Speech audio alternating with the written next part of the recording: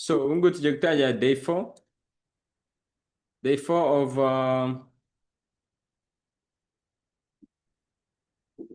day 4 yacu y'iyi challenge yo kuzamura amadolari 50 tukageza ku 50 by'idolari mu minsi 300. Uyu ni umunsi wa kane muri iyo minsi 400, and we have already been down to 20%. I mean to only $20 ku madolari 50 twatangiranye, which is a very very bad thing in the beginning. Ariko we don't expect payers to go exactly as we want. So ikintu nshaka tugiye kuza muri ino pair. Iyo tugiye gukora analize turaza guhera muri higher time frame.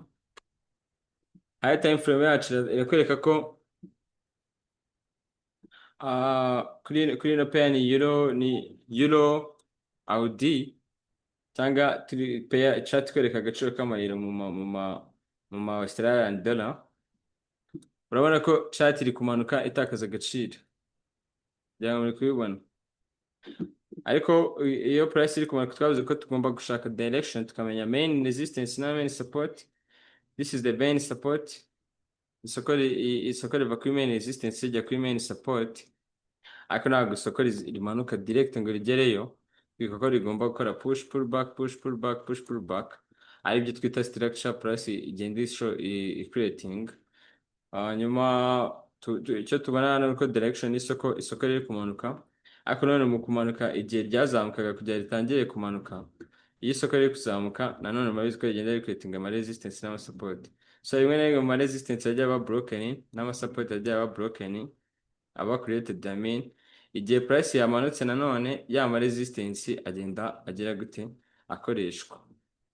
Igihe price yamanutse ishobora kuzanika kuri indi support ikazamuka, ishobora kuza ikajya kuri ino resistance, iyi resistance igatanga buy igera ahantu runaka. Izo ni movement nizo zifominga ki ubona icyagiye market iri kumanuka gikora push and pull backs, nukwera ko ari structure yaragiye ifominga igihe yageraga gute yari iri kuzamuka. So muri iki gihe market hano yazamukaga, main resistance yo murabona ko price yakoze main support yagenda ikora main resistance, nawe iri kumanuka izaye kuri main support. So igihe market iri kumanuka abana igenda creating ama support ya breaking ya retesting ya breaking ya retesting, ibikeneye gusubirayo. Kugira ngo isubireyo rero ntabwo ipfa gusubirayo direct, isubirayo kubera ko hari izindi resistance ziri hano zagiye ziba broken. Abana nk'iyi support iri hano price yaragezeho igasa nk'isubira inyuma, kandi batari mu masaha ane igasubira inyuma candlestick zirenga 8. Ana amasaha 20 nangahe, amasaha aya ni amasaha 32 hari iri gusubira inyuma. Iyo movement yo gusubira inyuma rero nayo iba ari bullish, iba ari bullish movement muri low time frame. Iyo low time frame gishobora kujya ugascalping iyo buy hanyuma ukavamo ugakomeza. So aka kanya turaza kureba resistance iri hano. Murabona ko hano hahoze hari resistance yaje kuba broken, yabaye broken, kikaba ari igihe cyo kugira ngo ibe retested. Njya muri kubibona resistance yacu yabaye broken hano, price yamanutse iza kuri retesting. Ubu ngubu nibwo ikihagera, bivuze ngo hano hashobora kuza kuba buy runaka izamuka igana ahandi hantu, cyangwa ikanakomeza ikimanukira. So isoko ubu tuvugana riri kuri resistance induka support. Anytime byasubira hejuru muri tugiye kureba structure muri lower time frame. So ino pullback rero cyangwa ni price ishobora gukora pullback igasubirayo ikagera kuri zone yindi runaka kongera ikamanuka, cyangwa ikakomeza ikanazamuka, cyangwa ikakomeza ikazahe kuri main resistance. So ino pullback biri bubere hano mu masaha ane, no tuzi ko candlestick imwe byayifunga yo mu masaha ane iri buze gutwara wenda candlestick imwe hano byayifunga iri buze gutwara amasaha ane. Tukabona ko wenda ishobora gupuringa back igeze hano kugera ahangaha, dushobora kuva hano ashobora kuzamo candlestick wenda 3, 4, 5 zingahe zose. Urumva dufite igihe kirenze amasaha nk'8 cyangwa 10 price ikoze pullback. So icyo tukora hano kujya muri low time frame tukareba price ishobora gusubira inyuma, ishobora kwerekana time ibimenyetso byo igiye gutangira kubanga kuryo dushobora gufata buy van ikagera nka hano, buy dushobora kujyamo amasaha ane tugakuramo amafaranga runaka tugakomeza dushakisha amafaranga mu isoko niko bigenda. Natwe hano muri trading rega tuba turi abazunguzayi, uri kwikaraga muri izi peya zose ugenda ushakamo ifite amahirwe menshi, usibye ko hakundi tuba twarabaye stack kuri gold igihe iri kugenda neza, ariko igihe itari kugenda neza ufite knowledge yawe, you have to go in everything that can pay you. Kuko mwagiye mureba abantu bakora zino challenge nanjye ndi kugeza gukora, they all trade all these pairs. Some of them they trade good sometimes, but again they are doing good, they are trading also izi pair nazo bazijyamo. So ikindi igihe twabonye ko price ishobora gusubira inyuma, tugomba kuba twibuka ko market iri kumanuka, igiye kumanuka igenda ikora support, resistance, ibintu byinshi igenda breaking. Iyo umaze kumenya ko price support ireka kuba broken ari iyi ngiyi, umenye ko movement ikurikiyeho ari ukuyitestinga iriya broken support, hanyuma ukamenya ko hano muri ino movement igihe isoko riza gusubirayo hagomba kuba harimo sign of reverse. Sign of reverse twavuze ko ari head and shoulder ifite left shoulder ikagira head, tukaza kubayingira kuri right shoulder, price ikahita ijya gute izamuka. Kano kamenyetso kagomba kuba karimo, niba turi kubona ko market ishobora kugenda direction mu masaha ane, kano kandi gashobora kuba kari mu minota 5 15, turajya muri lower time frame tugiye gute tugashaka. So mbere yuko tujya gushaka karaga head and shoulder kugira turebe twakora buy cyangwa indi position, turabanza tumenye neza, dukurikirane ino soko uko ryagiye rimanuka, tumenye ngo zone ikurikiyeho ni iyi ngiyi. Ngomba ndi kwibereka nk'abantu bakeneye kumenya impamvu turi buze kwinjira mu isoko. So price yagiye imanuka ikora support hano, iramanuka ikora support hano, ikora support hano, n'ama resistance muri kubona ariko turi kureba iki ko price yagiye imanuka. Market yaramanutse ikora support ya kabiri, support ya gatatu, bivuze ngo yari strong support, hanyuma yarongera irazamuka irangije breaking ya support, iri testinga support hano, akari test gato yarangije isubira hejuru ijya ku testing utundi support irimo hari hagati, irangije ijya gutera irongera amanuka. Mu kumanuka rero ubona ko igenda ikora iki support, ikoze support yindi hano isubira hejuru irayibreakinga support yacu irimo ntabwo igeze bari tested, ariko market yakwitinze indi resistance hano. So tugiye gutangira tumakinge zino support zose zirimo hano kugira tubone hano market yaganaga. Market created this support here, irayibreakinga. Iyi support rero iyo ibaye broken ikacirwamo inshuro nyinshi gutyo uri kubona, iyi support ntabwo iba idufitiye akamaro bitewe n'ahantu market igeze, gusa ushobora kuyireba ukavangira ni support, ariko nta kamaro iri buze kuba idufite. Turaza kureba support yindi iri hano hagati yabaye broken, byabiri clear muri kubibona. Iyo ugiye gukoresha price action biba byoroshye kugenda ureba isoko ko ryagiye rijya gute rigenda, ukamenya ngo riraza gusubirayo gutya. So support yabaye broken ahangaha, irangije kuretingamo indi resistance hano mbere yuko igera hehe hari iyi resistance niyo twita fake resistance, kubera ko resistance yanyu yagomba kubera hehe hano hejuru. So igihe runaka rero kizagera ina resistance izagiye gute izakoreshwa. Iyi ni resistance igihe runaka price izagaruka izo kumanipulating abantu baseringiye hano, ubundi ikora sell kuri trend line, kuri resistance ubundi iseringa.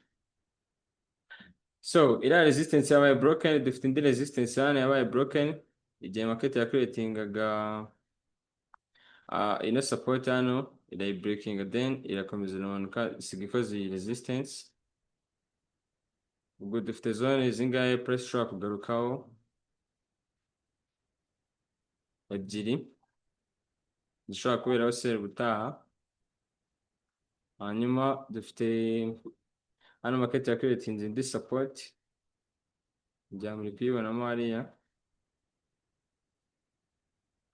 Iyi support yaje kuba retested ihinduka resistance, muri kubibona price ya break inzira ya retesting. Hanyuma nanone hano price igeze byango murabona ko bidasobanutse neza, market yaramanutse, price yaraje igeze hano isa nk'ibuyinga irongera sellinga, irangije buyinga, muri kubibona iramanuka iraseringa irangije yongera buyinga selling kana kantu muri kukabona hano rero hano harimo icyitwa head and shoulder iyi head and shoulder agomba gutanga buy price igakomeza ikazamuka iyi head and shoulder failinze hano hagomba kubera buy price ka breaking gutyo uri kubona yamanutse hano ika breaking hano hahinduka zone y'iki ya sell hano price ishobora kuzamuka igakoramo ubundi igakomeza ikajya gute igaselling so iyi head and shoulder abantu mutabasha kuyibona muba mutaramenya kureba candlestick vuba vuba ujya muri line chart ujya muri line chart urabona ko price yanamanutse ujya muri line chart ngira ngo urabibona neza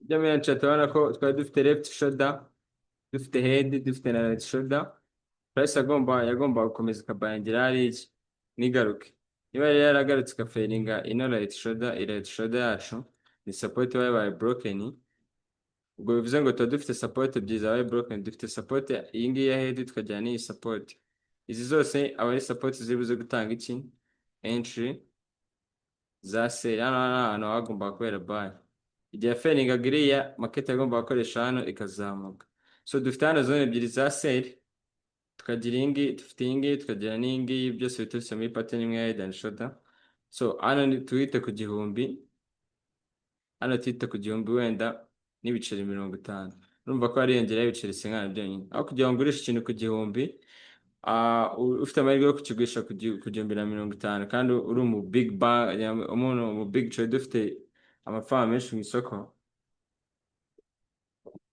cyangwa ufite investment nyinshi muri ibyo bintu ikintu kizima wakora ukuba wategereza ikintu kizima wakora no kuba wategereza ukaza guserengera ku gihumbi na 50 so turi kubona ko option nziza ari kuza guserengera hehe haraje kuko hano abantu bari baserengire price nizamuka bagaserengera stop loss barazishyira hano kandi hejuru ya stop loss aba ari indi zone ya sell so hano market ishobora guserenga ikahita bakuramo ikatiza guserengera hariya wenda ikaza gukomeza kubona kuko kabonye kiri gukomeza imanuka ijya kuri main support nubwo ishobora gukomeza ikazazamuka nyine bitewe n'ikindi nuko isoko ribuze kuba rigenda so cyo tugiye gukora no kumakinga izino support tumaze kubona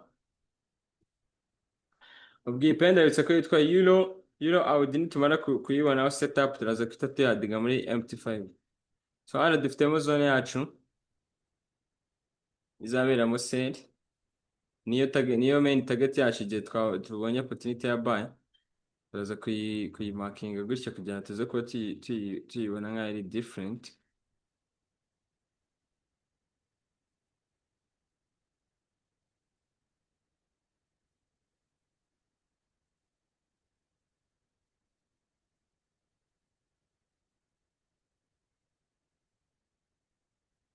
KM bisobanuye kemara abantu utazi ke amini nako KM bisobanuye Quasimodo ni strategy y'aba Malaysian ifite pattern isa yenda gusa nka head and shoulder ariko yo itandukanye ko ibijyamo akantu ka MPL ni akazone cyangwa ko twita nka reaction igihe price yazamutse ikagera ahantu runaka so dufite hano indi support igihe twaza kwinjira mu isoko turi muri buy zino nizo target zacu ebyiri ariko main target ni iyi ngiyi aha ngaha niho hashobora kuza gukurikira wabera seri kandi seri ya hano ikunda gufata igihe so dufite prediction imeze gutya kubera ko hano market yagiye kuri resistance ishobora kugera hano igaseringaho gatoya ikayitestinga ino resistance kuri yabaye broken ikahita izamuka ikaza kora hariya ikaza kuba yajya gute gukomeza guseringa iyi head and shoulder hano niramuka ifailinze price ishobora kugera hano gutya ko harimo gafe vari gap ikongera igaseringa bino nibyanga niramuka izamutse niyubahirize ino seri ino fed kemarara hejuru ngaseringire price bigomba kuzakomeza paka yara hejuru ubwo turaza kumenya uko tubigenza nawe so icyo tugiye gukora no kujya muri time frame tukareba ko hano niba urabona ko price yari guseringa kandi basubiremo twaba twexpect ko igiye gusubira hejuru mbere yo gusubira hejuru rero hano hagomba kubamo ikimenyetso cy'uko market igiye guhindura direction ibyo bimenyetso cy'uko market igiye guhindura direction ni head and shoulder itanga buy bize ngo hano nitujya muri time frame tugomba gushakamo ko market iba yakoze low high low ikaza kugaruka kuri iki hano ikora right shadow ubundi izamuka. Twe turaza gushaka aho tubayingira hano, dushobora gushakamo touch kuri trend line, ibintu nk'ibyo byose bitanga iki bitanga buy. So ubwo abantu muje mwakere ndagira ngo mbereke ko impamvu turi gushaka buy hari ariko price iri kumanuka yageze hano ahantu hari resistance. Hano hari resistance yabaye broken mu gihe cyashize, none price ikaba yahageze. Bivuze ngo resistance yabaye broken iraza guhinduka iki support. Kugira ngo ibintu byamaze gusobanuka, iyi niyo prediction yacu ya mbere. Bibutsa ko uko dukorera amafaranga hano muri forex, twe tureba movement igiye kurikiraho, tukaba twayibuyinga cyangwa twayiselinga. Iyo movement turayibeta ijyana n'iduye amafaranga. Ariko ukoresheje ijambo kubetinga, abantu badasobanukiwe na trading bavuga ngo okay, muri forex habamo no kubetinga. Bivuze ngo bari abantu ni abantu bakora betting. So this is our simple prediction in 4H. Tugiye kujya kuri no muri time frame ya kangahe y'iminota 5. Iyi ni euro AUD. Tugiye kujya mu minota 15.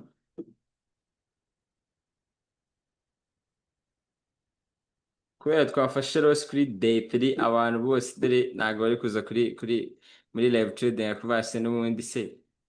N'ubundi se iriya plan yaha. N'ubundi turi gushya katubireke. Abantu twatangiranye trading, nako abantu batangiye trading bandeba, nanjye narabumbye iminsi 3 ya mbere mbivamo, nongeye kubigarukamo ariko Christian aje kunyereka. So hano twaje hano ni handi muri kubona mu masaha 4. Iki kizone muri kubona cya kindi cyo mu masaha 4 kiri ku kiriya kizone makinze mu minota 15 muri hano mu masaha 4. Dere ni hano ni kano kazone muri kuboneka isoko ritari kumuvingamo. So ije muri low time frame rero uraza kubona ko muri 15 minutes arimo market iri consolidating, ariko muri consolidatingamo yabanjira manuka ikora ga support hano, ariko kalo ikora low irangira zamuka, breaking previous ikora high iramanuka kugira ngo igaruke kuri low neza, iri consolidating hano njya muri kwibona kiri consolidating. So kind of a consolidation, harimo abantu bari gukora buy, harimo n'abari gukora sell, harimo n'abo byacanze. Ariko turabizi ko market yacu murabona kano ka week kari hano, kano ka week murabona price iri consolidating dufite low bari no, kandi ubundi tujye muri line chart bakeka ko low iri hano cyangwa left shoulder, head and shoulder yacu ni resistance kwayo, bya murabibona ni support kwayo. Ariko kubera ko tuzi ko kano kayoki nako kaba gafite support na resistance, ingi turayibana nka low cyangwa left shoulder. Ingi ni zone ya left shoulder, hanyuma iyi ni head. Bibutsa ko iyi ngiyi ari pattern itanga buy, itanga reversal. So price kuba ya breaking hano resistance karengaho gatoya ni ikimenyetso cy'uko ababuyer bari bafite imbaraga. Ingiye breaking resistance hano ajye tuta break of previous high cyangwa previous resistance cyangwa market structure. So icyo tugomba gukora ni iki, nuko applyinga tukamenya ngo iyi ni zone ya buy turimo. Turabizi ko ni left shoulder, market yakoze right shoulder inshuro zirenga 2. So igikurikiyeho ni ukubireba market irazamuka ryari. Nabibukije ko iyo dufite support, iyi ni support, ni support, ni support, ni support iri kuba created hano. Iyo dufite support ishatu kuri trend line 1 2 3 kuri touch ya 3 hano abantu bakora buy ari benshi cyane, niyo mpamvu market ijya gutezamuka. Impamvu abantu bakora buy touch ya 3 nuko price hano ibakozeho bwa mbere ikabayinga, abantu baba bifuzaga kubayinga ariko batabanya amahirwe cyangwa bashidikanyaga. Ubwa kabiri hari abajya bavuga ngo okay, kubera ko bwa mbere yakoze buy kuri no trend line natwe reka dukore buy. abandi bakabayinga kubera ko bagenzi babo bababwiye cyangwa ikindi kintu cyabayeho, hano iba ya breaking the resistance ikaguha proof. Hanyuma ku nshuro ya gatatu abantu benshi nibwo bafata umwanzuro ko baravuga ngo niba runaka yarabayingira hano, runaka akabayingira hano, kuki njye natabayingira hano, cyane niba iri faranga rimaze kugera hano inshuro ebyiri zose risubirayo, n'ubwa gatatu nta kiri buze kujya gute. Abantu nyine babona impamvu nyinshi zo kuza kwinjira ku nshuro ya kangahe ya gatatu, kimwe n'uko namwe mbere y'uko muza muri ino challenge mwavugaga ko ko maze kubona wenda umuntu runaka yakoze ino challenge akayikora, n'uriya akabikora akagenda abikora, asamura akaba yavuze ko ibintu agiye kubikora, buriya si bishobora gushoboka. Join. So ku nshuro ya gatatu nibwo abantu bafata umwanzuro, tugiye gushaka support hano, twahoze ari ebyiri, turebe iya gatatu igihe yabera. Iya gatatu niba nibwo dushobora kuza kwinjira mu isoko tugakora buy. So twavuze ko iyo ufite support, ufite tuno tu week, uhuza tuno tu weeks utungutu, nubona tu week ndi kugenda uhuza. Ariko iyo hano hari utu week ugasanga wenda price yakoze nka support imeze gutya idafite tu week tureture, uhita nawe uzamura trend line hano kuri body za kandi, kuko ugiye guhuza n'indi support idafite aka week, ntabwo uhuza rero tu week. Ariko ifite tu weeks hano uraduhuza twonyine duhagije. So tugiye kwa applying trend line turebe ibyo ari byo. Turafata kano ka week tuze duhuze na kano ka week turebe. Ngira ngo muri kubona ko dufite hano touch rimwe, kabiri, gatatu. Nubwo gatatu bitaraba approved neza, ushobora no gusubira inyuma ikongera igakora gatatu neza, touch ya gatatu neza. Ariko ngira murabona ko turi muri zone ya buy kuri pattern ya head and shoulder. Hanyuma iyi buy biri bube approved neza, price breakinze ino previous resistance, kuko hano biri buze kujya gute, biri buze kuzamuka ka breaking ya resistance kagaruka inyuma, ubundi kajya gute kazamuka. Abantu benshi baba baza gukorera buy hano ko resistance iyo bamaze kuba broken nk'ikimenyetso cy'uko price igiye kuza kuzamuka, bagakorera buy hano nubwo hari izindi resistance ariko yaba yamaze ku breaking iyi ngiyi. So icyo twe expecting hano ni ukureba uburyo candlestick noneho zigiye kwitwaramo, niba ziduha confirmation y'uko isoko rigiye kuzamuka.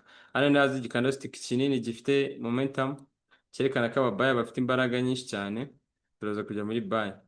Nk'uko uri kubona kino gikanda cyerekana ko abasira bafite imbaraga, ariko bageze hano urabona ko abasira bagiye bagishika imbaraga uko begeraga iyi zone.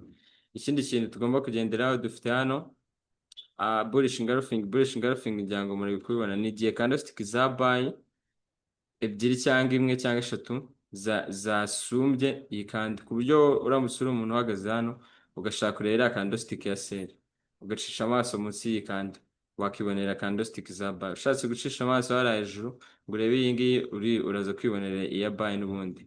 So bivuze ngo hano ababuy baba barusha imbaraga iki abasell. Ikindi iyi zone rero isoko candlestick yacu irimo turabona ko ari bullish engulfing iri kuba respected.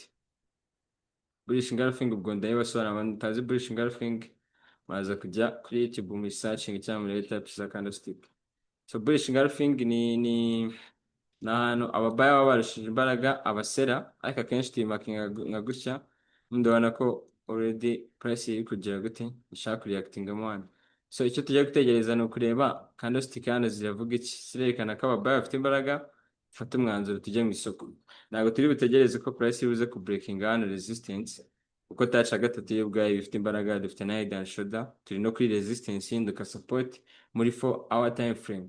Ikindi turi gutradinga amayero n'ama Australian dollar, cyo turi bucekinga. Ikindi ni news kuri Forex Factory. Ikindi tugiye gukora hano ni ukumenya zino indicator zacu niba nazo zihuza na buy. Njya murabona indicator ya moving average, turi kubona ko price yavuye kuri ka rongo k'icyatsi kwa nyuma, hano price igiye gukora buy.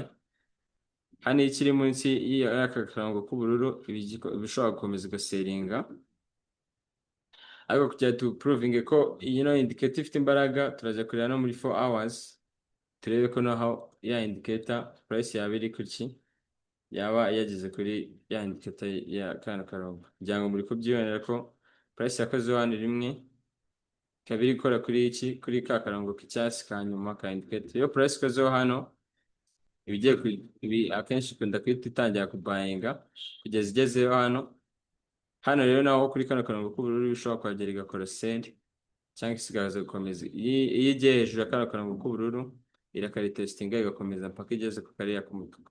Kariya k'umutuku rero igihe price yacu yaba iri kuzamuka kano k'umutuku nako kakaba kamanuka gashobora kuba kaza kuba kageze hano uburyo price ishobora kuza gutya igakora kuri kariya karongo k'umutuku igaseringa, ubwo tuzabikurikirana byo turebe. So iyi prediction yacu tugiye gushaka uburyo twabyaza amafaranga iyi movement ya buy kugera hano cyangwa kugera hariya hejuru. So turaza kuba dufite take profit rimwe na take profit kabiri, ariko biraza kuba confirmed n'ukuntu isoko rigiye kujya gute kwitwara hano.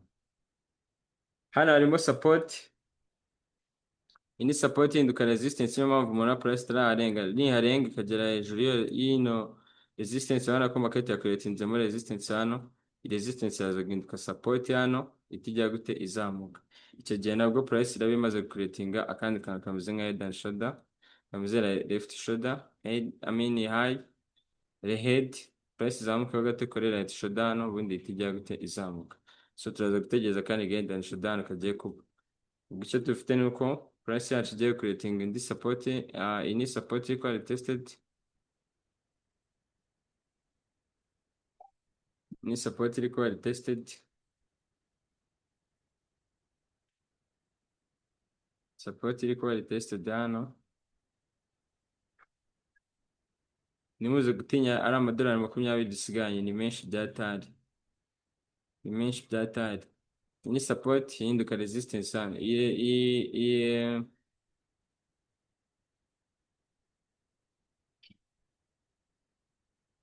support yacu iri guhinduka resistance, bivuze ngo igihe price iri buze kurenga hano ikabreakinga kano gakando stick gutya, rero breakinze resistance, noneho twe turategereza igaruka inyuma dukore buy hano tuhita tuzamukana n'iri soko. So tugiye gutegereza turebe, bino bishobora kubera no mu minota 5, turebe mu minota 5 ko bimeze, kugira ngo murabibona ko iyi ngiyi ari support mu minota 5 mu buryo bugaragara. Ni support hano ntabwo muri kumva noneho mvugamo ngo supply and demand what and what. Iyi ngiyi ni bullish engulfing twavuze mu minota 15, ariko iyo tugiye muri supply and demand tuyita demand, bari zone ya buy. So dutegereje ko price yubahiriza touch ya gatatu kuri trend line ikana breaking ino resistance, nizamuka tuza kuta dushaka iki aho dukorera buy, tukadushyira iminota 15, dushyira iminota 15 hano kugira ngo price breaking zone runaka agomba kuvamo iki candlestick kirekire. Price yacu tugiye kuzamuka ikaritesting hano ubundi ikatijya gute izamuka, ubwo turaza kubangira hariya. Iyi niyo prediction dufite mu minota 15 niyo tugiye kujya gute gutegereza. Basi ni breaking resistance ikahita izamuka, turaza kubangira ahangaha. Ino zone yacu ya buy bishobora gukorwa na candlestick imwe, bishobora gukorwa na candlestick ebyiri. Turebe kuri forex factor niba nta news zifite impact ku mayero cyangwa ama Australian dollar, kugira ngo ataza gutungurwa n'ibintu bishobora kubera hano mu isoko.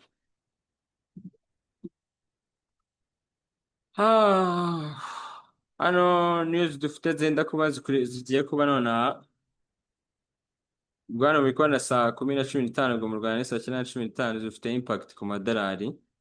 Zirabura iminota 7, murabona ko hano hariho countdown, ubwo ni 6 n'amasegonda muri kubibona hano hasi. Niba mutari kubibona reka se nk'ubimakinga kugira ngo mubibone, ya muri kubibona hano ko imibare iri kwibara, harabura iminota 6 n'iki. Ariko izi news twege kora turi gutradinga amayero n'ama Australian dollar, niyo byagira impact kuri ano mafaranga yacu ntabwo zibuze kugira impact iri heavy cyane nkuko zaza kugira impact ku muntu uri gutradinga ama currency irimo US dollar. So ziriya news ntabwo zitureba cyane, ubwo twari dutegereje kubayinga iyi price nirenga kano karango ndi kubereka mu minota 15, nitarenga igakomeza igaseringa, iraba ishaka gukuretinga akandi karo hano hasi gashobora gukora touch ya gatatu kuri trend line, kuko hano ibitaraba confirmed neza touch ya gatatu. Igiye kuba dutegereje rero, mu gihe dutegereje rero kubera watchlist yangiriye ibindi bintu byinshi n'undi pair turayizi, tugiye kujya mu yindi pair tuyikorera analyse buno buryo nkoramo analize nawe wagenda ukabukoresha ukaguha amafaranga. Si ngombwa gukora analize, si ngombwa no gufata trade. No.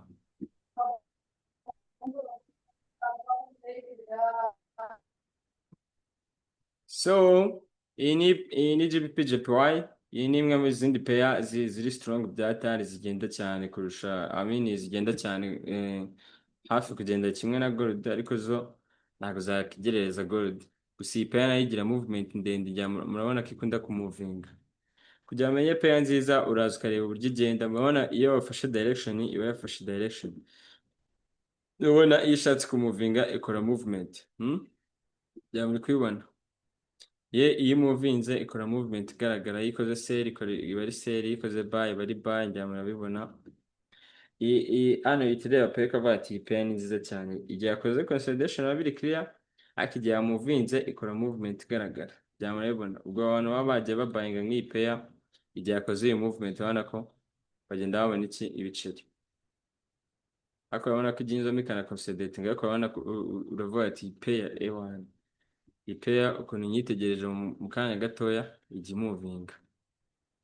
Hanyuma hano price twavuze ko iyo tugiye gukora analize bwa mbere kano kantu mukabika mu bwonko zizatara nimwishire mugomba nibwo challenge itakomeza, ariko challenge has to continue. Mutanyumva nabi, mugomba kuba muzi ngo you learn something at least emotionally. Wakuze mu buryo buri emotional, you see sometimes the trader you trust he lose. That's an experience you join. You gain. So iyo price iri kuzamuka gutya ukabona main resistance ntabwo iri kugaragara, main resistance yakuba ari iyi ngiyi, none main resistance yabaye broken, bivuze ngo price ibizamuka iri gukora icyitwa all time high. Ubwa mbere price bigeze hari hejuru rero hano ugomba expectinga gukora buy gusa, buy zonyine, kandi nk'uko uri kubibona gukora buy ubwo no gutegereza ino resistance ikaba yaba retested ubundi ikajya gute ikazamuka. Bino nabyo birakunda, ariko ugomba expectinga ko nk'uko ubona hano price yagiye hagera ikaselling ikajya igarukira hano hasi n'iri testing ino resistance ngo ikomeze izamuke. Hano hashobora kubamo pattern yindi runaka itanga reverse. nk'uko ubona hano igihe mbere yuko itangira kuzamuka nka hano urabona yaramanukaga, abantu benshi expecting agaseri, ariko hari buy yabaye irakomeza irazamuka expecting ko wenda niyo yaba ari pullback igatangira kujya gute guseringa. Rero iyo bino biri kuba mukunda kubona abatrader baba screenshot bababwira ngo bakoreye buy hano ari snap, ugasaba basnapinze buy kandi ari ubwa mbere price yarigeze aho ngaho, ukibaza ukuntu babigenje, ugasaba umuntu akweretse screenshot yakoreye buy hano hasi, hano handitse ngo buy akakubwira ati genda umusnipe ya buy njye hano, ariko entry aba yayikuye muri low time frame mu minota 5. Niyo market iri kumanuka gutya ari ubwa mbere igeze hano, kujya mbere yo kwizamuka ntabwo igomba gutanga head and shoulder muri low time frame cyangwa indi pattern ikunda gutanga reverse ni trend line imeze gutya.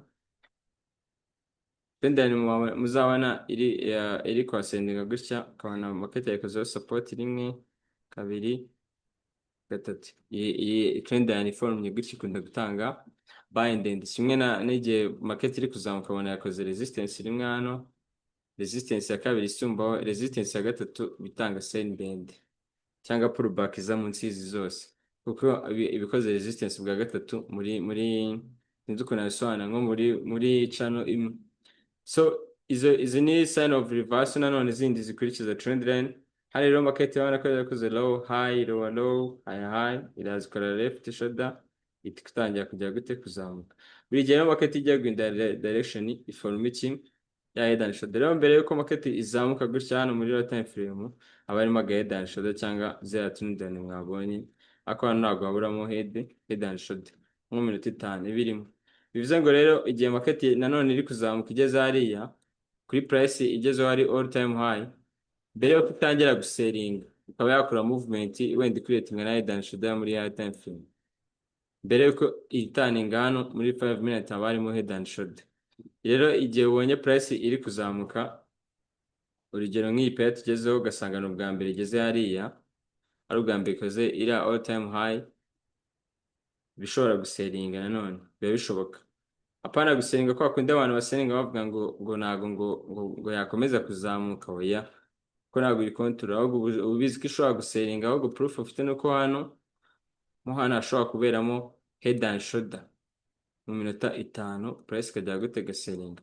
Kano kantu ka head and shoulder rero ugiye kujya kureba mu minota 5 kakabonamo ukamenya ko ka head and shoulder kabaye ukakubahiriza agomba gushaka izindi confirmation zo muri high time frame mu masahani. Hano dufite resistance rimwe dufite kabiri dushobora respectinga resistance ya gatatu price ikajya gute iseringa. Ubwo yino ni iki ni ya trend ya itanga reverse. Akantu mbabetse ngo kaida nshodange itanga reverse kamini ka trend ya itanga reverse mu ugomba kutamukamenya nako mukanya mugakoresha tu kuko birakora nuko ibintu byinshi kubabwira we still starting and you we take trade we lose say you start doubting you start saying something like are we gonna achieve the goal and what you start thinking maybe twafashe ibyo bintu nibyo bibaho. Murabizi ko n'abasirikare bagiye ku rugamba buriya bakabataka bwa mbere bagatsindwa nk'ahantu hambere batangira gushidikanya akavasi ubu tuzagerayo koko ko mbona dutangiye nabi. Ibyo bivuze ngo every time you meet a challenge doesn't mean you challenge or the goal you have you are not going to reach it. You're going to reach it but you have to meet some difficulties on the way. Ntabwo kandi buri gihe uzajya ufite umuntu kumotiva. Nese njye nimba motiva who is going to motivate me? I motivate myself. Ikindi kintu nshaka kuvuga kuri loss yabaye when you meet a loss like that or you lose it like 3 times impamvu ya kane impamvu ugaruka mu isoko ku munsi wa kane nuko ugomba kwiyibutsa impamvu uri gukora ibyo bintu impamvu uri gutrading. Why are you trading? Why are you trying to take $50 to 50k? Because you are broke. You need to escape. You need to leave the poverty. That's the exact way. That niyo mpamvu nyine you keep coming. Because if you quit n'ubundi byahindutse usanga ukora ntago nubisubiramo ntago biri bube byahindutse. You're seeing that ku isoko ry'umurimo akazi kari kugenda kabura.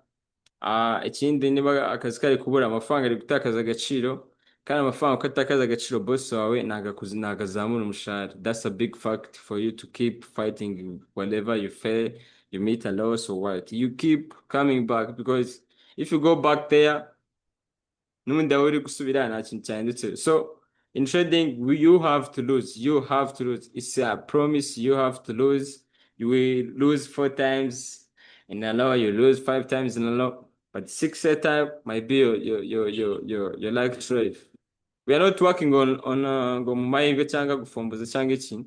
I'm just making sure that you understand what we are doing here.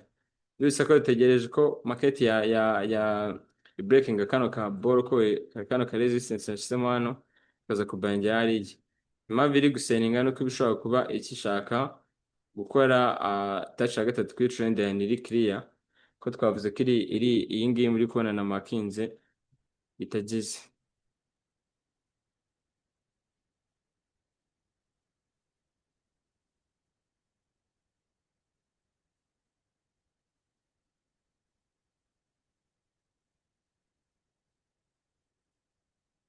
Ariko abantu basaba sigino rero nabo uze kuba yanyibutse bo muri group tubaye sigino kabisa. So analyze kuri GPY turayikora gute? Ikintu cya mbere tugiye kubanza turebe ukuntu yagiye izamuka tumenye ngo iramutse inagarutse yagarukira hano. Ukuntu yazamutse dufite amasupporti menshi yagiye aba created hano. Uko ukomeza kugisubiza chat nyuma ubona ama resistance menshi amasupporti menshi cyane. Wowe uhitamo kavangiye gutangirira hano kuri no screen muri screen yanjye hano. Dufite hano support turazifata ari support ebyiri tuzihuza ubona ko kuyihuza ni ingi ya gatatu.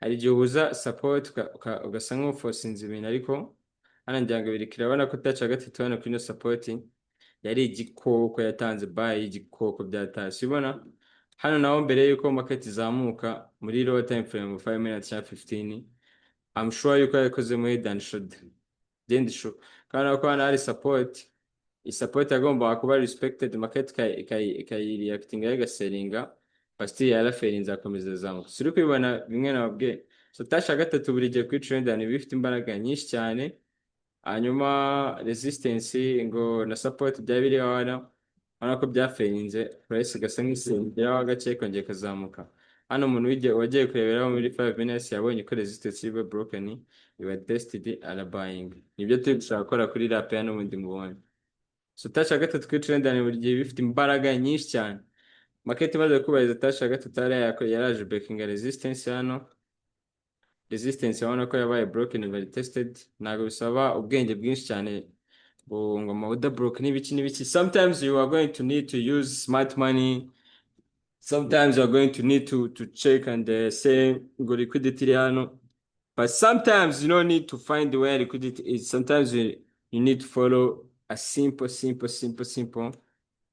price action hano nanone ubona ko price ya breaking the resistance ikajya gute resistance hinduka support ntabwo yaje gukora ngo muri order block ngo order block yabayeho ngo mbere ko market breaking and resistance birakora but sometimes it doesn't work that's why you have to follow candlestick language so nkabonye ko rero kuri arosi y'ubushize we did the state ku buying tuvuga ngo ishobora kuza ku manipulating abantu sometimes it works sometimes it doesn't work sometimes you have to follow a simple market what in your resistance reka kuba broken itarabaye tested impamvu itabaye tested nuko hano harimo fair value gap abantu mutazi kwishaka kuri YouTube babiriho wagenda ukabyigisha fair value gap ino fair value gap ni gihe runo rukandasitike rwa breaking the resistance rukuretinzemo gap hano hagati ufata akaraga kandasitike kafungutse bwa nyuma imbere ko kino kinini kifunga n'akambere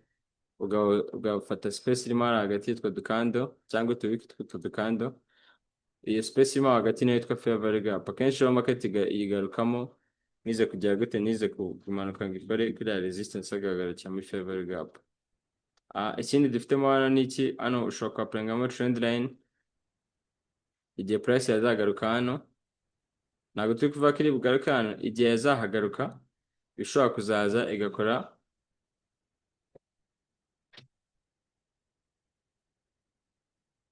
bishobora kuzaza ikatuvuge ko hano hari touch ya kuri trend line rimwe na kabiri ishobora kuzaza igakoraho touch ya gatatu ikaba ari resistance indi support ikaba ina touch ya gatatu kuri support ikazamanuka wenda gutya n'urugero ikaba yazabayingira hariya bino ni ibintu predicting imbere y'igihe runaka ikagufasha kuba wakinjira mu isoko so ni gutya structure yacu imeze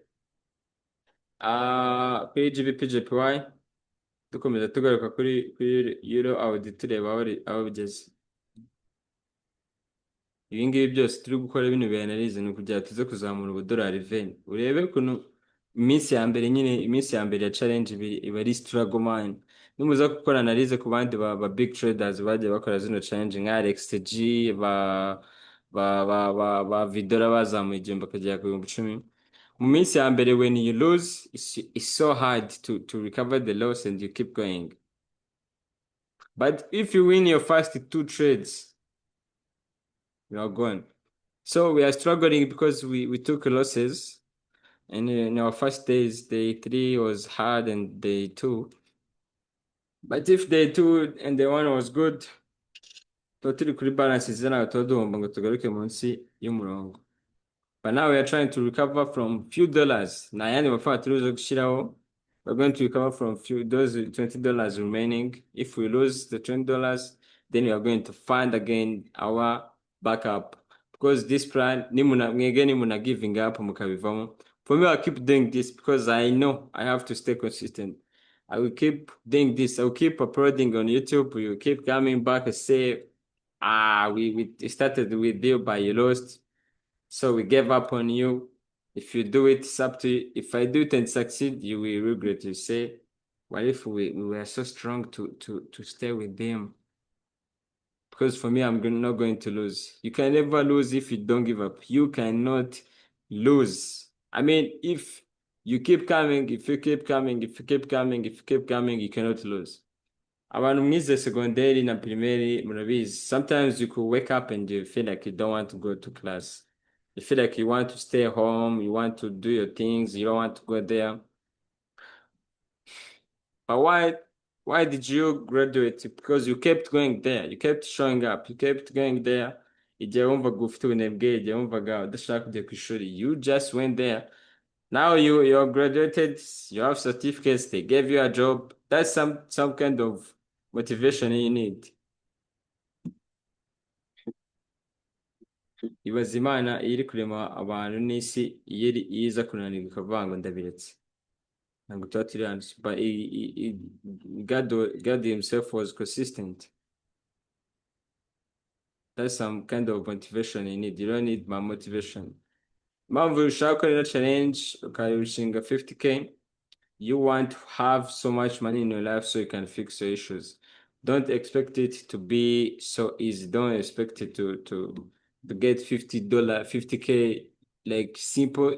Nyine mu buryo bworoshye. No, it cannot be simple. It cannot be simple. No, no, no, no, no, no, no, no, no. It cannot. So what do we have here? We have market going up and there's now broken resistance. Nubwo itara breaking neza. Cannot say I have broken it. But what we see is that we can apply trend line there to see what's going on. Dufite hano resistance imwe na kabiri dutegereje gatatu, bivuze ngo iyi ball iracyazamuka. Nigeraho nimara gukora kuri ino trend line neza, dushobora no gusanga ari gutya bize kugenda nawe bizi. Ariko tugiye kujya muri time frame turebe ese ko price iri gukora bino bintu hano hantu harimo head and shoulder, market iri creating head and shoulder, bimeze bite? Baturebe muri 15 minutes ko bimeze.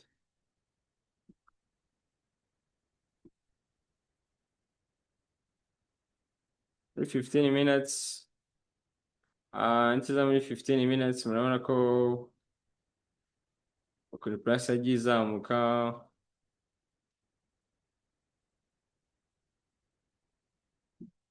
Zimwe za resistance mwabonaga duhuza hejuru mubona ari utubiki. Iyo nababwiye ngo iyo ubona akantu ari aka week cyangwa ari akaresitike kananutse muri hariya hejuru, iyo uje muri low time frame uhita ubona ko ka week kaba gafite iki resistance igaragara. Hano murabona ko dufite resistance rimwe, resistance ebyiri, dutegereje resistance ya gatatu, habayeho resistance ya fake out itarakoze kuri trend line neza. So dutegereje ko market zigakoraho hano, nizigakoraho hano mu minota 15, price igomba kuzigakoraho kuri no trend line cyangwa ikanarengaho. None yakoze resistance igomba kuza guhinduka support, market igakomeza ikazamuka. Nibiferinga hano agomba kwera seri, araza kwera, agomba kwera buy na araza kwera iki seri, price igiye gutitangira imanuka. Hano yabikoze cyitwa head and shoulder. So bino nibyo tutegereza muri time frame. Buri gihe igihe mwabonaga kuri TikTok, kuri kuri WhatsApp no kuri Instagram kera muri za 2023, 2022, 2024, igihe nabaga nazamuye $50 akaba $200, igihe nazamuye $50 akagera kuri 300, 500 mu munsi umwe cyangwa ibiri. Ntabwo nabaga nagambura inzu, ahubwo nabaga nakurikiye zino patterns. Head and shoulder yonyine na indicator byabaga bihagije. So sometimes muri iri soko ukenera gukoresha ibintu byinshi, but sometimes one pattern can do everything for you. Now you know trend line, you know the confirmations, you know that you are waiting for certain pattern to happen. Ungu tegereje ko market creating head and shoulder area, undi tukafata iki sell. Ubwo ngo murabyuka mu masaha ane, ureba muri 4 hours tegereje ko price igera hehe harajwe igakora iriya resistance. Ubwo nitugaruka tuzasanga byabaye, ke turakomeza twirebera hano price yacu dushaka buyinga ino pair. Twavuze ko twahuje zino support ebyiri, izi ngizi ubona ndi guhuza hano. Iya gatatu twari twayizamuye kubera ko twavuga ngo ishobora kuba igiye gukomeza ikazamuka, ariko hano bitarazamuka, so turaza kwa provinga ko ari touch ya gatatu kuri trend line ariko breakinze hano hejuru, breakinze kano ka resistance muri kubona mu hana kangaka, niba ka breakinze rero tumakinga tuzana trend line nyine tuyishyireho gutya, gusa in case tukaba tuyishyizeho hano tugategereza ko breaking. Iyi ni trade tutari buze guhomba, ni provinga ko buy iri bukomeze, gusa mumenye ko ishobora no gukomeza ikiseningira. Hano dera abari support, hano abari support, biba bishoboka ko market ishobora kuza igakreatinga support ebyiri, ishobora kuza igakreatinga support ebyiri hano, igakreatinga support ebyiri ikabuying. So we have to be careful, that's why we are going to wait. Ibintu turiwe dutegereje biba bimakinga sense. Igihe tegereje biriya ko biba, tumaze kubona analyze kuri GBP JPY ko tuzayinjiramo, tugiye kujya mu yindi pair nanone USD JP, I mean NZD USD, NZD USD. Ibintu ndi kubabwira nkora nibyo nkora no mu yindi pair nyigiyemo. Hano iyo uje muri market mbere ntabwo ugomba kubanza kumenya direction, isoko riri kugana ni hehe kure riri kugana kuri screen yanjye, cyangwa ni hehe hafi riri bubanze kujya. Ikintu cya mbere uri kubona hano nuko price ifite main support yacu ni ngiyi, hanyuma main resistance ni iriya. Isoko riva kuri main support ijya kuri main resistance, ako kantu umuntu ukazi araba ameze nk'umuntu waciye muri class yanjye. Hano dufite main support yindi, izi ni za major supports, major. Iyo ufite major supports nk'izi ngizi ushobora kuzihuza na trend line, bagufatiye ukayihuza n'iriya. Akingibi bizakoreshwa kera, iyo dushobora guhitamo none ahantu gufata iyi ngiyi tukayihuza n'iyi main support. Turayizi si ngombwa ko igumayo, n'iyi support turayizi ko ihari si ngombwa ko bigumamo. Tuzi naho market iri kugana ni kuri main resistance.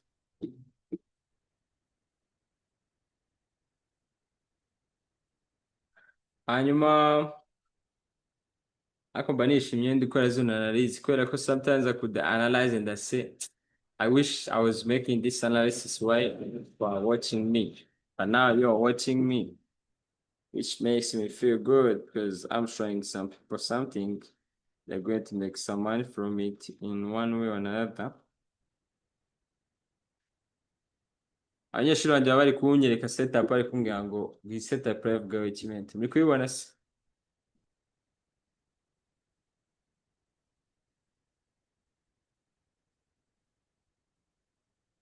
N'umunyeshuri wanjye akoze akanalize angira ngo dukana gute ni kuri trading EPS kitari kugaragara. Damn.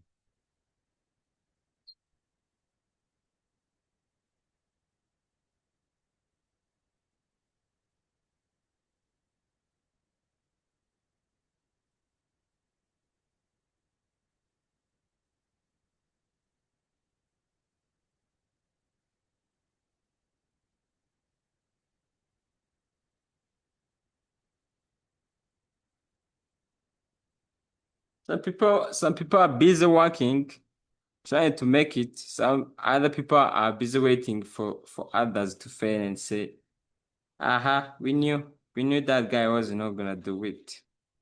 Abantu benshi bari kureba ino challenge iri kuba bari kuvuga ngo birashoboka ko yabikora, ariko ngo n'ubundi se yawe katurebe.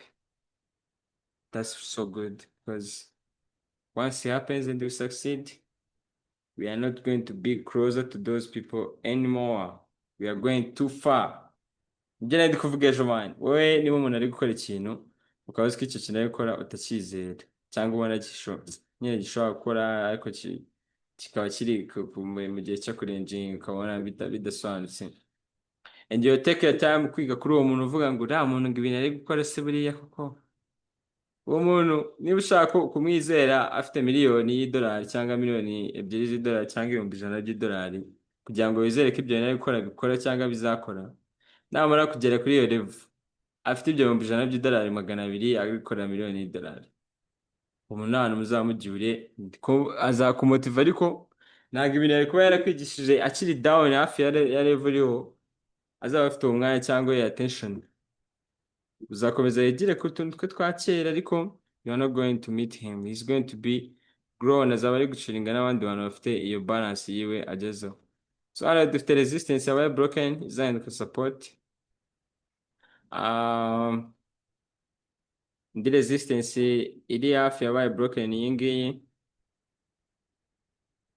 urabona ko yabaye na retested nayo mu buryo bugaragara hariya hejuru. Hanyuma iyo price iri kuzamuka gutyo uzi ko iri kugana kuri main resistance hariya hejuru, urabona nk'ubu ngubu price iri kuzamuka igana hehe? Hariya hejuru. Bino ntabwo bisobanuye ko izazamuka ngo direct igereyo, wapi, bishobora kugera hano ikaba yagaruka hano inyuma ikongera ikazamuka, bishobora kugera hano ikagaruka inyuma ikongera ikazamuka, igakomeza igenda gutyo gake gake. So ibintu byose hano biba bishoboka. Icya mbere ni uko uzi ko uri gushaka buy, ugomba gushaka buy ahantu, ugomba gushakira buy nako ahantu hizewe, ahizewe kandi ni ahantu haba hafite stop loss ntoya. Dukomeza tujya gucekinga ya prediction yacu kuri nepo y'ahantu igeze, bavuze ko tugomba kwinjira muri buy ariko ya breakinze ino resistance. Ndi kugerageza hirya kugira ngo dukomeze kureba mu ishusho nziza.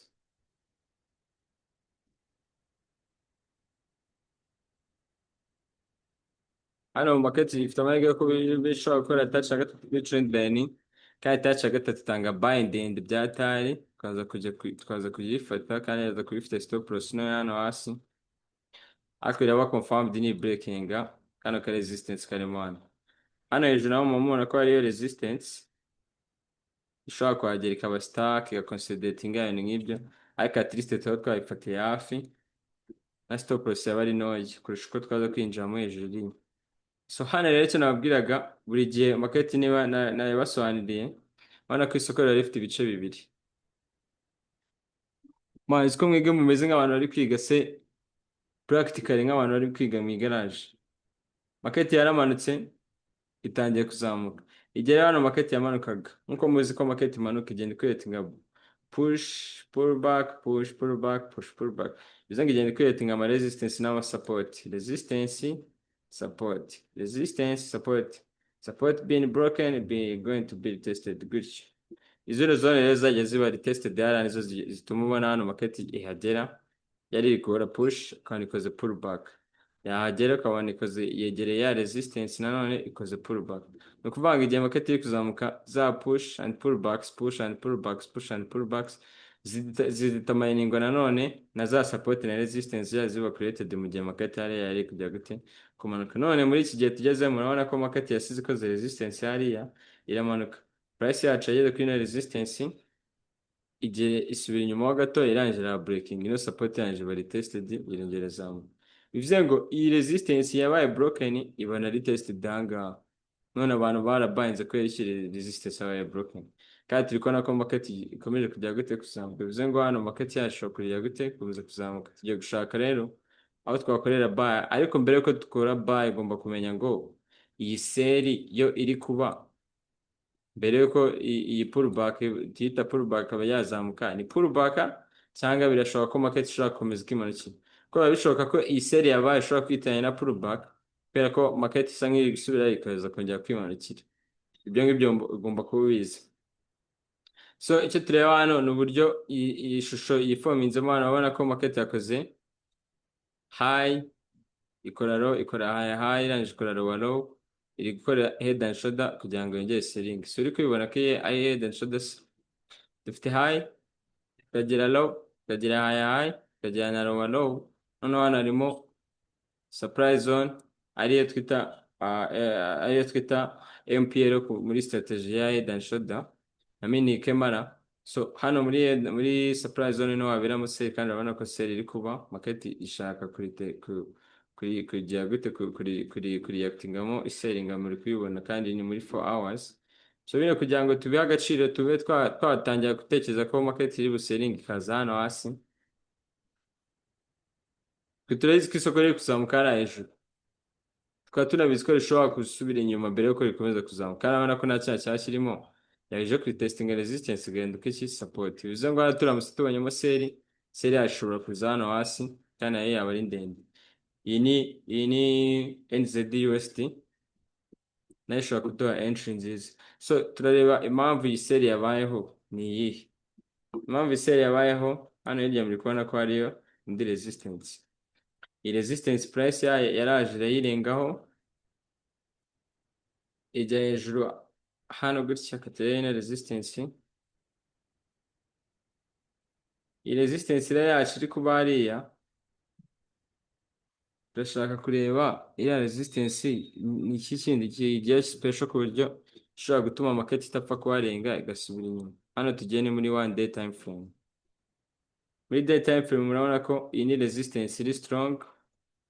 Hanyuma muri day time frame hari hejuru hariyo head and shoulder, muri kubibona market ya creating hari hejuru high low high tukazaserengera kuri right shoulder. Iyi ni left shoulder, iyi ni head, tukazasengera kuri right shoulder. Igihe price izaba yageze, ibyo ni indi structure turi kubona mu munsi, bivuze ngo price yacu iri kuzamuka ijya hehe, iri kuzamuka iza hano hejuru. Target yacu ya mbere ni hano, ariko yageze kuri resistance runaka irahagarara. Iyi resistance rero igezeho ntabwo ari resistance biri weak, kuko urabona ko hari igihe nayo yari resistance yatanze seri ndende, bya murabibona.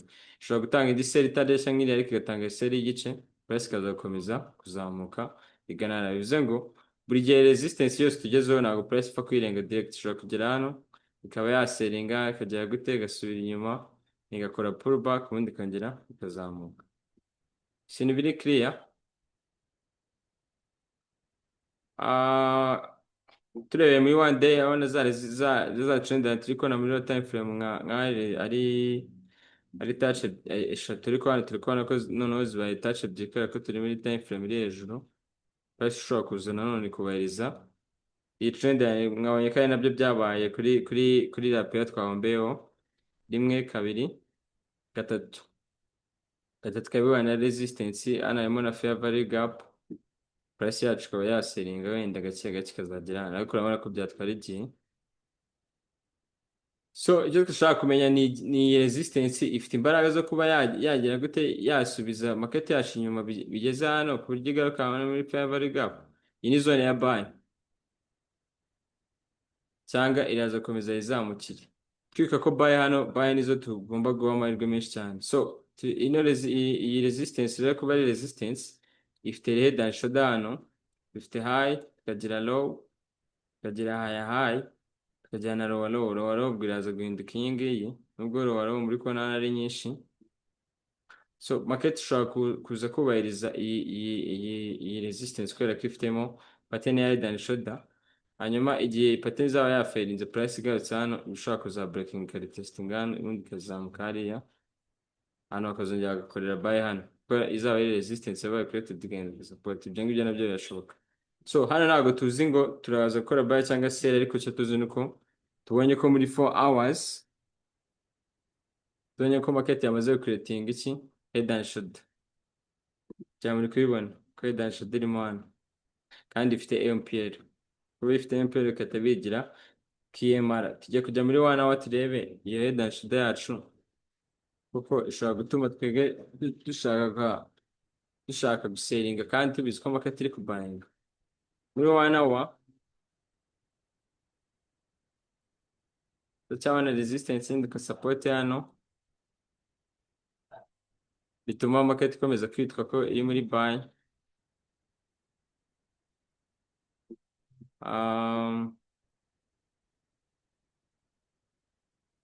Dufite hano support yabaye broken, iyi ni resistance yabaye created na support. So igihe market bitara breakinga iyi support, price bishobora kuza kubahiriza ino resistance igakomeza uptrend. Iyi uptrend rero ihagarara ryari iyo market yaje ka breaking ino support, kubera ko iyi market kirimo hano hagati bikiri bullish, ikimenyetso cy'uko isoko riri kumanuka nuko ri breaking iki support. So rya breaking the support ariko ryubahiriza resistance hano yindi hinduka support. Bivuze ngo price yacu hano isoko riracyari bullish, isoko riracyazamuka nubwo rya creating head and shoulder muri 4 hour, ariko iriya head and shoulder ishobora kuba fake ikatujya gute kama manipulating. So hano ikintu tugiye gukora ni iki, ndabizi ko ibintu byose bishoboka amakesi ushobora guseringa tugiye gushaka hano niba harimo impamvu za sell n'iza buy gusa iza buy nizo nyinshi kandi market structure yacu muri ya time frame iri bullish iri kuzamuka so nta mpamvu yo kugerageza guhindura direction isoko ririmo kandi twamaze kuyibona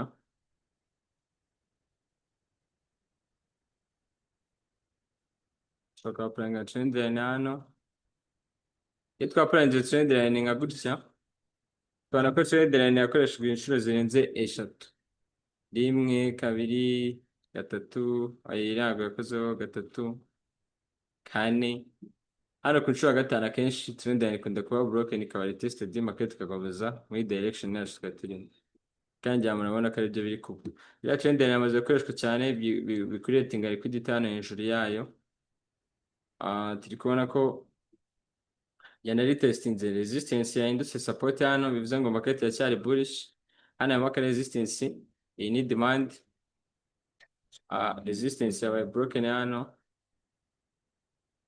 iba retested icyo retested bino bikuretinga liquidity kubera ko baba baya bajyamo bwa mbere baba bagezemo kuri resistance hinduka support baba bagiyemo babaye manipulated ko babayinze hano price irazamuka babayinze hano price irazamuka iragaruka ibakuramo bamaze guhomba ubu ngubu market igiye kongera izamuka bamaze guhomba so impamvu iri kuzamuka turi kubona ko hano ari demand iyi ni demand zone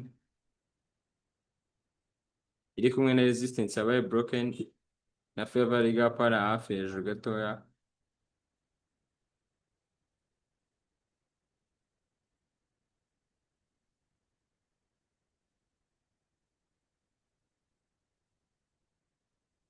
so twirengagije rero iyi buy tukaza kujya gukurikiza iriya head and shoulder yo muri high time frame yabayeho ngo ishobora gutuma market sellinga byaba ari ukumera nk'uko nk'ibyo twakoze kuri rape hano naho turi ko nabwo arimo trend line ikaba ari broken igashobora gutuma market sellinga bino niyo kujya muri time frame rero bigenda bikuvanga cyane bihindagurika kubera ko uba uri kubona structure itandukanye tujya muri 30 minutes turebe ko market ikomeje kuba bullish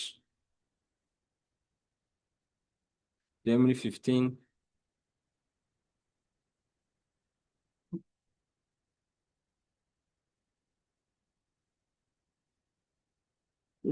tujyayo zone yacu ya buy iragenda iba ntoya kimwe na resistance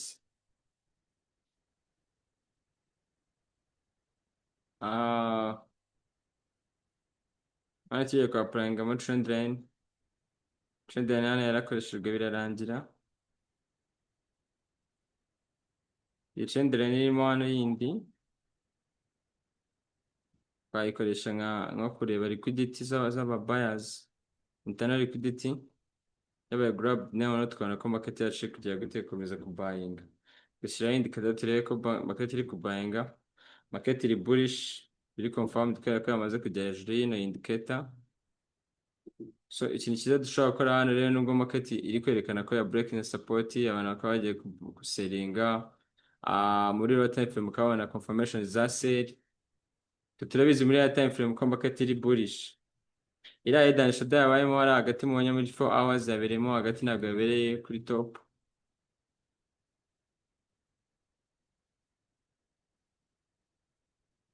akisa muri 15 minutes ko turi kubona trend line yakoreshejwe gatatu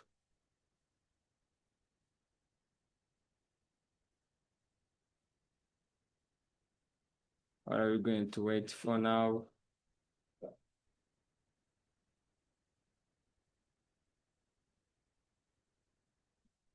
so ikintu tujya gutegereza hano harimo support imabona ko yahoze ari support yagomba guhinduka resistance ubwo ni iyi ngiyi resistance yabaye broken hano ihinduka support yabaye broken ihinduka support resistance yabaye broken ihinduka support iyi support yagomba gutanga buy iba broken bivuze ngo hano agomba gukoreramo sell ikorera kuba retested noneho price irazamo hano ingeri izamuke akandi kantu turi bwa purangemo hano turi mu minota 15 gatuma dushobora gufata buy hano kugira ngo price dukomeze tuzamukane nayo tukubahiriza higher time frame structure.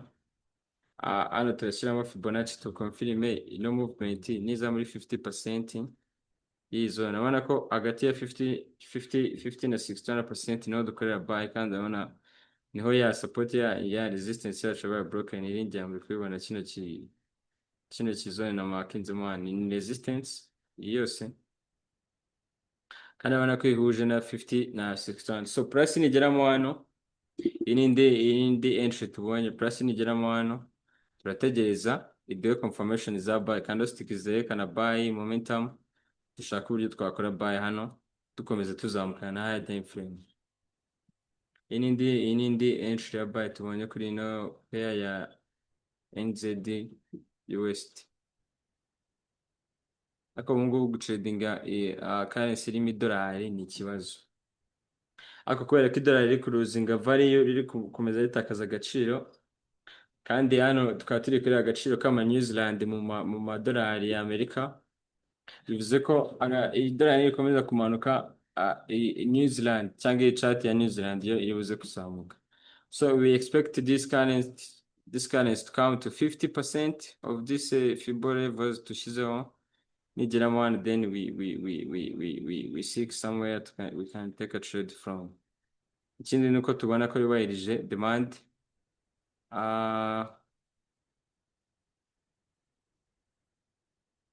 Bakeka ibi ngibi bibaye kuba twagira gute twashaka buy.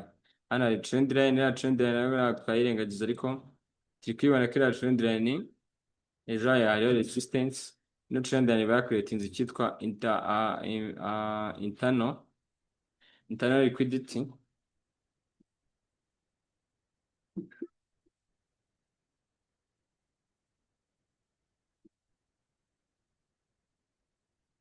Hanyuma hariya hejuru haba hariyo external liquidity hejuru ya resistance. So hano price ishobora kuzamuka anytime yose ikagera hariya hejuru.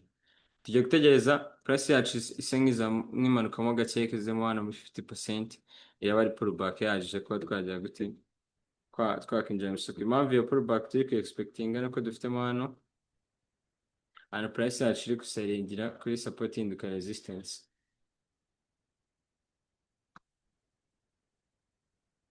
Okay, dufite entry ebyiri hano dutegereje muri 15 minutes. Dutegereje New Zealand US dollar ko price yazamo hano tukaza kubayanga ubundi kazamuka. So impamvu dutegereza, dushobora no gukora buy none, ariko iyo utegereje ko igaruka inyuma stop loss yawe igenda igabanya uko igaruka inyuma, kimwe nuko ishobora gukomeza ikizamukira n'iyirirwe yubahiriza bino bya Fibonacci byacu. Ariko ni byiza ko dutegereza kurusha uko twahita tujyamo. Nizamuke breaking ino resistance mu buryo bugaragara, ino ni support hinduka resistance hano, tuba dufite option yuko niyarenga iri bugaruke inyuma gatoya, ko ini resistance support igomba guhinduka resistance mo hano hagati. Niba broken yaza guhinduka zone ya buy hano, bivuze ngo turaza kwibayingira hano, kimwe nuko dutegereje iki kuri ya currency yindi. So niramuka itagarutsemo hano muri 50%, turaza kwibayingira ahangaha. Dufite pair ebyiri none aho ngo dutegereje. Euro AUD murabona ko ikiri guforminga touch ya gatatu kuri trend line. Turategereza turavuga ko ari touch ya gatatu ariko ya breaking zone resistance. So abantu muri kureba inanalize nkoze, mushobora kumbwira ahantu yakozemo agakosa tukaba twagakosora, cyangwa tukaba dutegereje noneho ko price yacu yakoza kubahiriza bino bintu, kadushyiraho prediction zacu kugira ngo dukomeze twibika impamvu. Tuvuze ko dushobora kubayingiramo hano, ariko price igarutse hano hagati ya 50 na 61 ikaba yazamuka. Navuga ko indi option dufite kubayinga ari uko price ya breaking ino resistance ikaza kuyitestinga ubundi ikazamuka. Impamvu turi gushaka buy nuko twabonye ko muri 4H price iri bullish, iri kugana kuri main resistance. Impamvu kano gaseri kabayemo ni iriya head and shoulder iri kuba created n'ibiki byose bifakinga abantu bakaba batangira guseringa mu gihe kitari icyanyacyo. Confirmation nyinshi, high time frame bias, ibintu byose biri kuvuga ko ari buy, kugeza n'ahandi tubonye buy. So we're expecting this pair to buy turabangira rero kuri zino option ebyiri ni breaking area turabangira hano nigaruka inyuma muri Fibonacci tubangira ahangaha kuri rero awudi ntabwo icyo dutegereje ko touch ya gatatu iba created niba created irabikoze touch ya gatatu kuri trend line hano nihari ikajya hasi yaho nabwo turategereza mpaka breaking hano cyangwa ibindi bintu kuko iyi zone turimo iyi zone twabonye ko ari zone ya head and shoulder impamvu turi gushaka buy hano twabonye ko muri 4 hours ni ubwa mbere price itakaje agaciro ikagera hano ni ubwa mbere nyine ikoze low all time low iyo market ikoze all time low anytime tuto expecting akishobora kuzamuka kandi ujye umenyere ko market ya in the direction ijya kubona ukabona umuntu rwose screenshot ya buying hano ngo ari snap kibaza impamvu ya snapinze nuko market iri in the direction ujya muri all time frame ukabona ko hano muri kano kantu nko minota 5 niba bino biri kwera muri 4h ijya mu minota 5 usanga ko hano arimo pattern itanga iki reverse ariyo ya head and shoulder so impamvu turi gushaka biriya byose muri all time frame kuri no currency nuko yakoze all time low anytime yatangira kugira gute yakora reverse kandi reverse ikorwa n'iki reverse itangwa na touch kuri trend line cyangwa head and shoulder yabaye created dufite low left shoulder tukagira head tugejeje right shoulder yamaze kuba cyo tugejeje ni momentum ikikwereka ko market igiye kuzamuka tegereje candlestick ya buy imwe iri strong and breaking hano tukaza kubangira kuyisubira inyuma tuzamuka n'isoko so hano tegereje momentum yonyine momentum iraza kuba created market ni confirm touch ya gatatu kuri trend line izi ni pair ebyiri tegereje aho wafatira trade yayo yose hano katurebe nituramuka tubonye confirmation tukaba twabangira hano target yashize abari hano hafi target yacu niba ari hano ariyo take profit ya mbere turebe amafaranga azaba arimo kugera hano dukoresheje 0.05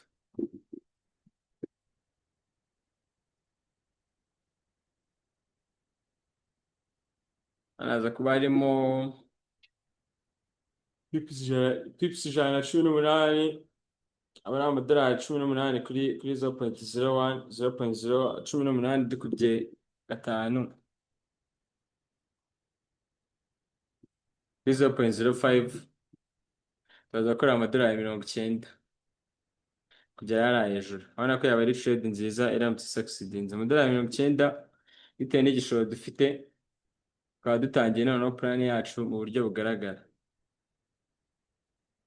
so biragoranye kugira ngo tuzamure rero amafaranga ariko birashoboka ikintu kigoranye gishoboka ntago abantu bafite umugambi runaka cyangwa target runaka bajya batinya kugikora kigoranye gishoboka uragikora so guys ndakomeza updating ninjya kwinjira cyangwa tubonye igihe cyo kwinjira ndongera mbaye indi link ya Zoom ubwo ngiye turaza kwita nka session 1 ya day 4 mwakoze kwitabira n'abacitse intege kubera current loss twagiye tugira nabo bakoze gucika intege zana dukoresha intege nke zabo twimotive once we succeed they are going to come back to us yo tubabarire ibi nibi which will be bullshit by then because the balance we're going to be having by then is going to be great. This is day 4.